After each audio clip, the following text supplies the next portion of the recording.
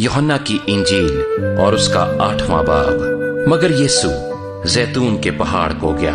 सुबह सवेरे ही वो फिर हैकल में आया और सब लोग उसके पास आए और वो बैठकर उन्हें तालीम देने लगा।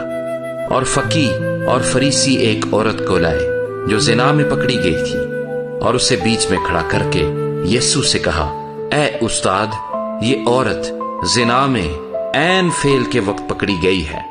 तौरेत में मूसा ने हमको हुक्म दिया है कि ऐसी औरतों को संसार करे। बस तू इस औरत की निस्बत क्या कहता है?